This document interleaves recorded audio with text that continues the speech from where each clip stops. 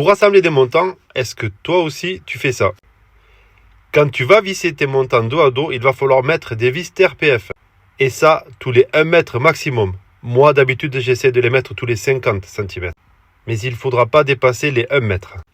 Pourquoi les vis TRPF au lieu des vis à placo?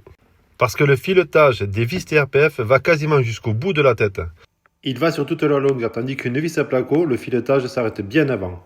Quand on croise les montants, on va se retrouver avec un morceau de montant à rajouter de part et d'autre du double montant. On a le droit de mettre des chutes.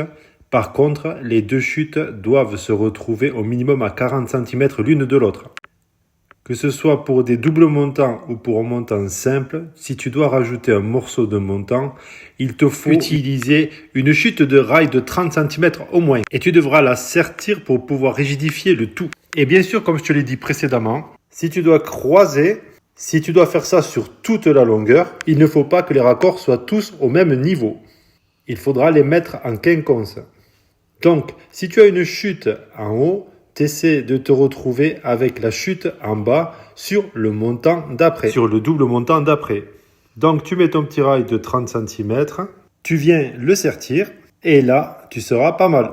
La chose qu'il ne faut pas oublier, c'est que quand tu mets ça dans une cloison, il te faut laisser au minimum 1 cm de vide sous le double montant. C'est la norme. Voilà, à plus tard, n'oublie pas de t'abonner. À plus, ciao.